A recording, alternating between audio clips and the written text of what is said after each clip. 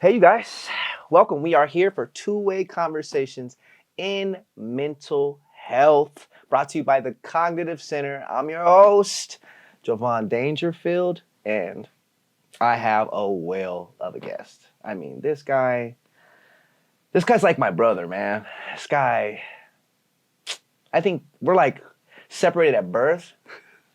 I still came out, brown.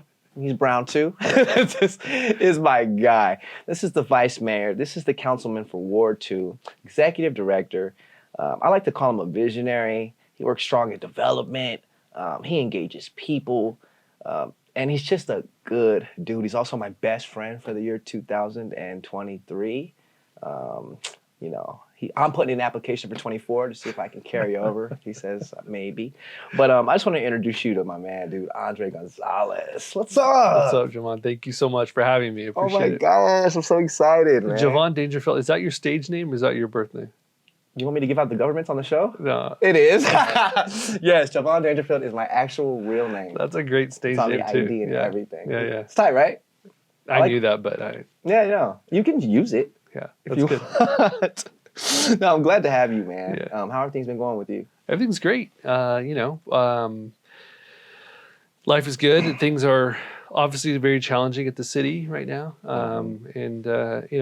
Things haven't gone the best in my personal life, but we keep pushing forward and keeping the faith and working hard, and things are getting a little better every day.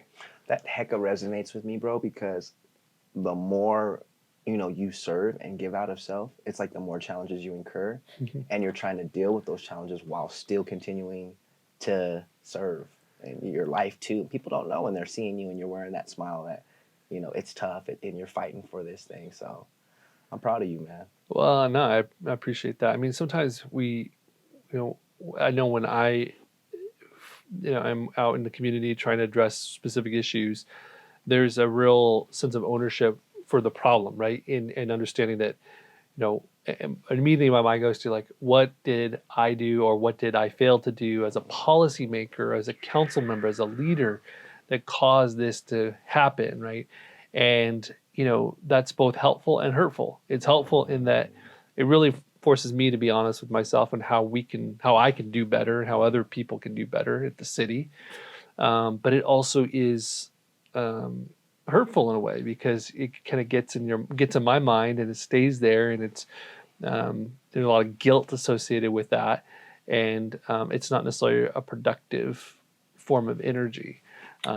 So, I think what I try to do is always just put everything in perspective, but it's much easier to say that than it actually is to do that. It is. When you think about the tremendous weight associated with public servants, you're always in the public eye. People are always seeing you. People are always, and we're going to jump into some other concepts regarding that, but how do you even manage some of the scrutiny and people being so opinionated and just all of that stuff? Like, how do you do that, dude? So I've been on the city council for 7 years, and I was on the school board for 6 years prior to that. So I've been in public service for a long time. And, people have always been, critical or have criticized or disagreed with some of the things that I've done. And as a professional, we should understand that there's always going to be that, right? Disagreement, some criticism, intelligent people of goodwill can disagree, right? That will happen. And not everyone's going to agree with us 100% of the time. That's life. That's the world, right? Facts. So, but then when you get into this, when I got into this role as a council member, like in 2017, 2018, when I first got elected, there are certain issues that really got people heated and emotionally charged, right? And so at times people would get very personal, attack me at a personal level, right? That I was a son of a gun, or but that even worse, right? And awful things. And then I would go to social media and see like these random like accusations of me impugning my character and my ethics, and it was just bizarre. I mean, things that were just completely untrue, like false, like lies, right? And it really bothered me, and it bothered me that, you know, as hard as I was working trying to impact the community, that there were times where just one or two individuals could really completely destroy everything that I had tried to build, and try to destroy my name, and just be very, very hard on me. And then the other piece of it is, it was interesting to always see, you know, other people who weren't part of that, but who I knew enjoyed it. Like, it would come up to me and say, "Oh, did you hear that this person said?"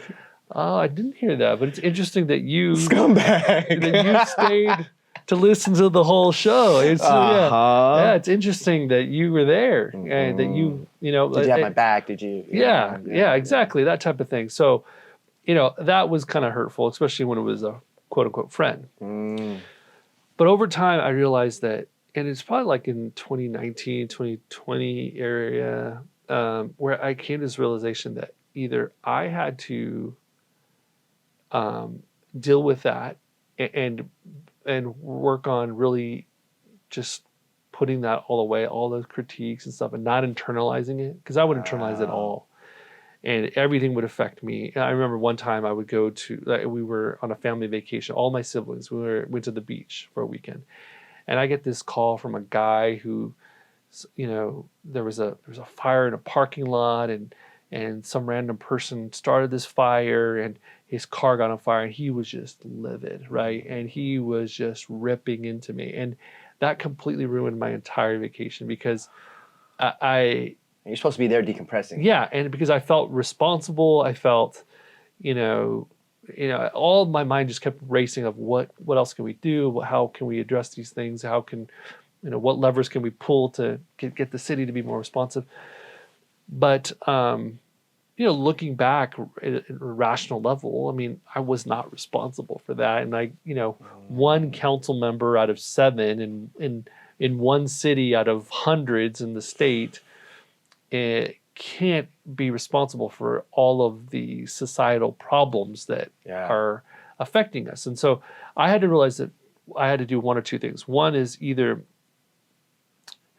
figure out how to deal with it and not internalize all of that negativity, or two, get out of the game, get out of the work of public service. Like, leave. You had that crossroads right there? Yeah, I had to leave it, because to continue to maintain the way I had was not sustainable. It would either cause me to have some sort of mental breakdown, or cause significant health issues evenally. Yeah, mental health is directly tied to your physical health for sure. Yeah, and you know, I saw that clearly, and I thought, because I could already see, like, you know, without getting into too full detail, I could see like evidence of that already creeping up. Like, my physical health was starting to be affected, and so I realized that I had to do two things. And so one is, I realized, you know, public service is what I feel like I was called to do in my heart since I was a kid.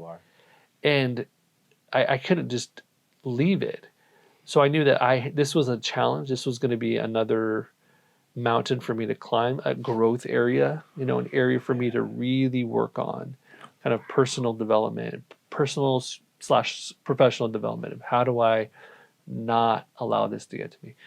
And so one of the strategies I used was to really separate my public image from my personal self. So good. So, like, so good. So in my mind, there's this Andre Gonzalez entity out there. Yeah. And it's separate from Andre the human being. Come on.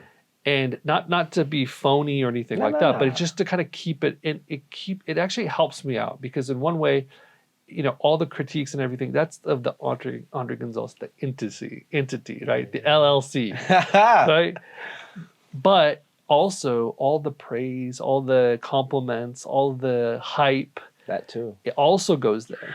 It doesn't get into here, because the last thing I want is this, you know, and I see it all the time, you know, elected leaders or other community leaders who, you know, they get a lot of hype, and their egos just grow, and suddenly they don't recognize how destructive that ego is and can become, right? And how paralyzing that ego can become, right?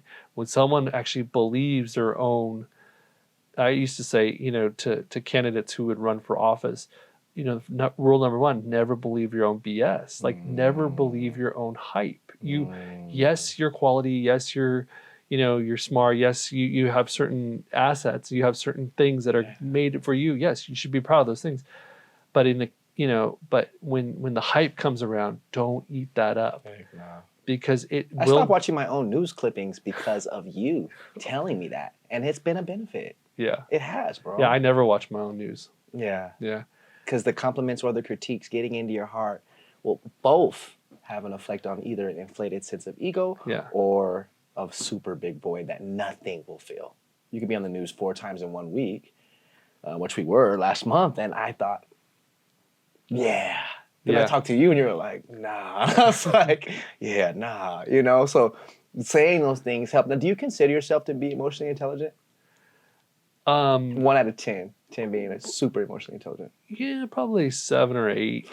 Oh, yeah? I mean, my dad... I give you 9.5. What? I give you 9.5. No, my dad was a counselor at BC, and he was very emotionally intelligent. That's amazing, dude. Yeah, and so I grew up kind of reared and raised in that, in that context. Now, this sounds like a lot of stress. How do you deal with? Does Andre Gonzalez like hit the gym and like pump out 50 reps? Does he go walking in that? Yes. Do you? Yes. Do you go walking? What kind of things do you do to help, settle yourself and separate yourself from the scrutiny? I mean, the scrutiny and the stress of work. Yeah. So, and this has all been learning too, and kind of understanding myself and who I am as a human being and understanding my body.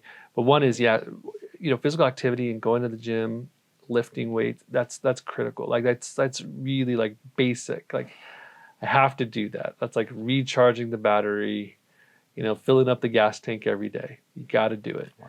Trying to get out there and do some, cardio, some sort of cardio every day. Same thing, basic.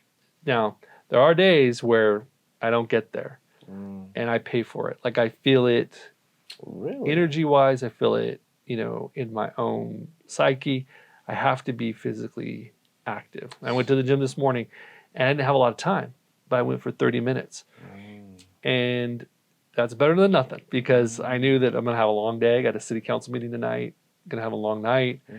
I didn't want to find myself, at 10 o'clock, the gym's already closed or me beat, tired. So yeah, definitely do that. And the other thing too is I adopted this thing during the pandemic called intermittent fasting.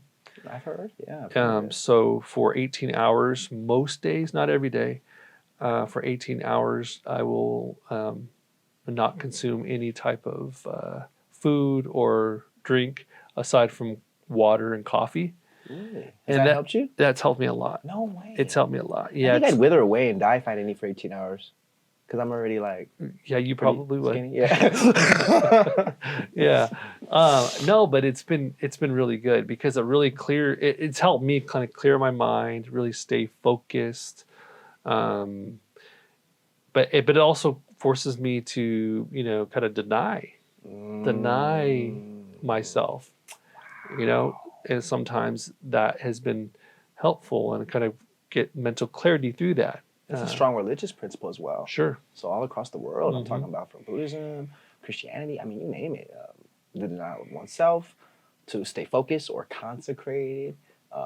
It's proven to help people even in mental health and spirituality, whatever it is. It's beautiful to see you adopt it. Yeah. This, man, I told you, this guy is the guy. He is going to make this thing pop. Now, I want to keep going a little bit and talk to you a little bit about neglect. You do all this service, you do all this work, you see all these people. Do you ever find yourself neglecting yourself? Do you ever find yourself where you have to really recognize, like, all right, I'm neglecting myself. I'm not taking care of me. I do. And there have been, a few years in there, early years on my council term, 2017, 2022, where I felt like that was definitely a reality. I was neglecting myself. I, scheduled days, wall to wall from early in the morning to late at night. And it was every single day. And then weekends going to, 5, 6 events a night, Friday night, Saturday night, Sunday. And You're there in my was, backyard right now, bro. yeah, Keep and there's going. just no time for me personally. And part of that, if I'm being honest, was a little intentional. Was single guy, and being alone with nothing to do is kind of boring, and a little bit lonely at times. And so I felt like instead of dealing with that issue of feeling lonely or feeling like I was missing something, I filled the void with Yes. all of this other stuff, all of Yes. this other work, which is fine. It's a good public service, but ultimately, I don't want to die a martyr. Yeah, Like I don't want to, yeah. and I don't want to have this martyr, syndrome of somehow I'm I'm sacrificing myself for the community. I want to do good work for the So community. good. I want to be effective, and I believe I can be more effective. I believe we can all be more effective when we actually take care of ourselves, So when we good. maintain ourselves, right? So I really had an awakening, after 2018, that I had to reorient my life and the way I did things. Not necessarily cutting back from what I was pursuing as a city council member, Right. but being much more strategic in how I spent my time. It wasn't just about working harder, it's about working smarter, right? Really being smart about how to deliver better outcomes for people and being more efficient with my time. Right. And Has that helped your mental health too? Well, Tenfold? 20-fold. I love it, dude. I mean, I have far more wonderful memories now with family and friends than being able to spend time with friends in meaningful ways. Some days I will, take the evening off, which Go to a game. Go to a game, right? Yeah. I mean, a few years ago that would have been heard of, right? Take a night off, and during the week, it was like a sacrilege. You don't do that. I wouldn't do that. But I realized, this is a long-term effort. Yeah, you got to maintain that. And we have to maintain it. And this is also life. Like, life doesn't start after all the work's done. You know what happens after all the work's done? More work. More work comes, right? Mountain to mountain. It's just, and the more effective you are, the more people recognize you as a doer, as somebody who's able to get things done, the more and more people are going to come to you. And that's also something I experienced. So I got to be really protective. This is so good. I got to be really protective of my time, and can't neglect myself that time and space to just be a human, to enjoy the world, enjoy life's experiences, to engage with family and friends, to go out on a date, to, be a human being, right? This is so good. And part of that is time, part of that is like public persona, public image, and so many people are concerned about their public image and what they do, what they don't do, and the fact that they're not at an event, and you have to let it go. You have to be okay. I'm a human being, and I'm not a robot, and I got to take care of myself like a human being. And you're doing a good job of that, man. You're really helping us out here on this show right now. Now, being a public servant, and you got to deal with elections. Yeah. This is where you find out, after everyone's voted, what your job's gonna be. Yeah. And what the trajectory of your life is about to be. How much anxiety is associated with that? Each time you go out and make one of these runs, and like what does that feel like to be like, so am I gonna be doing this for the next 2 to 4, or am I gonna be doing this, or like what is that like, dude? There's a lot of anxiety for sure. I think the most anxiety comes from really people are judging you, right? Straight up. And it's not just one person or two people. Like when you apply for a job and they're evaluating your skills, I have 10,000 people who are weighing me versus another person or other people and considering, the pros and cons and who are looking at, all those things that I bring to the table, those things that I lack. So there is some anxiety. And then, when election day comes, that really is judgment day. That is the day where people decide and have to make that decision. And, you know, a lot of campaigns um, depend on, a lot of work, a lot of money, a lot of effort. Elections aren't fair at times, right? I mean, we have to have a fair process. Yeah, Elections yeah, are yeah, yeah. fair, but Yeah, of course. I know what you mean. I'm saying politics isn't necessarily Right. fair. Like, do you ever want to come out and be like, no, I didn't? You know, when they Exactly. say something like, Well, Andre yeah, Gonzalez did, boom, boom, boom. for sure, for sure. Ugh. Or people kind of twist things, or they don't know the history, or they don't necessarily recognize all of the backstory, and some of that just is of no consequence to people.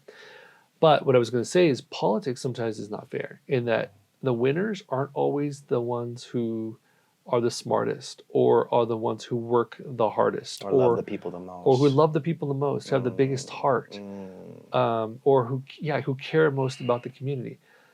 Those you know those folks don't always win, and so we have to that's the reality. So we have to be savvy as well when we do this work. Is yes, I love people and my heart is in this 100%. Um, and that is a value, that is an asset in campaigns, but it's not the only thing to get elected. Wow. And you have to be also you have to be very strategic. Wow. And so there's a lot of anxiety that comes to that, I'm comes glad you with said that, right? A lot of anxiety that comes with that, in that, I want to do right by my community. And I recognize that in every election, there's a lot on the line for the future. We may not even recognize. Do you need to do things like see a counselor, and you don't have to, go too deep into that, Yeah. but do you ever feel like you need to or want to, or do you? For sure. I mean, I do. Yeah, I go. it's really important, I think, and it's also important, even outside of that setting, to just have lots of good quality friendships with people and with whom you can engage in conversation And be yourself. Right? And so lay out some of your, I find it really cathartic for me to have, some of these friendships with folks where I can just kind of lay out some of the things that I'm feeling bad about, or maybe I feel like I've fallen short, and kind of get perspective. And I can think right now of a few friends that have always been there to have those conversations. Why do you think people at this point in time in history where mental health is so big on social media, so big, why do you think people are still ashamed to even talk about it, even on a surface level, like about how the mental health is affecting them? Like, why do you think that is? I think part of it is like, my generation, we didn't grow up talking about mental health or even knowing or considering mental health as a thing, right? And many of our parents didn't recognize that. If we were sad, why are you sad? You have everything. You got a roof over your You head. got a roof over your head. You shouldn't be sad. You were able to eat. There's people in other countries, in third world countries, they are really sad right now. You need to be that was a big thankful. one in my house. I'm like, okay, I'm still feeling this thing, and so almost like there was a kind of a delegitimizing of one's feelings of how they feel, and so I think in terms of mental health, I don't think it was necessarily recognized at all. Crazy. Do you meditate? I do. You do? That's Mhm. beautiful, man. What is one thing you think that you could do in the future to improve and take care of yourself mental health wise, if anything? Or you're saying I'm doing it. Well, one of the things I also started right during the pandemic was, and I think, the pandemic was so horrible for lots of reasons, right? I mean, lots of people died. I mean, there's just a lot of divisiveness. There's a lot of people got sick and have chronic conditions, mental health issues. So many, economic issues. There's so many reasons why the pandemic was just a horrible experience. There were some benefits uh, for me in the sense that it really forced me to stop everything and really be with myself for a long time Oh, I like. and just struggle with certain things Yeah. about me Yeah.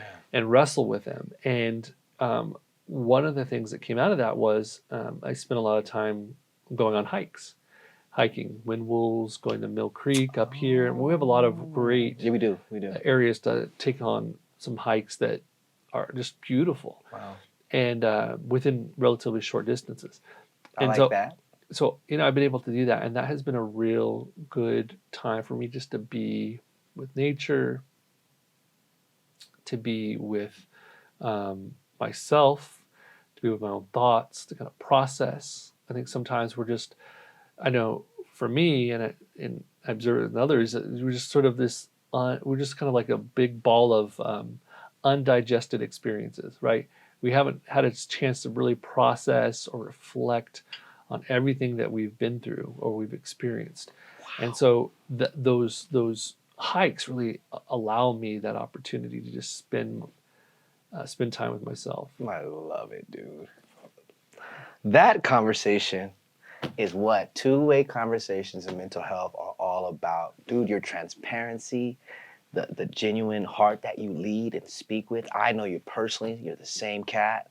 I love and appreciate you for who you are, dude. And I will always have your back, man. And to prove it, we got a little something here, courtesy of Cognitive Center, two-way conversations. Hey, what do we have here? Open it. If it's valued over... No, don't open it. Don't open it.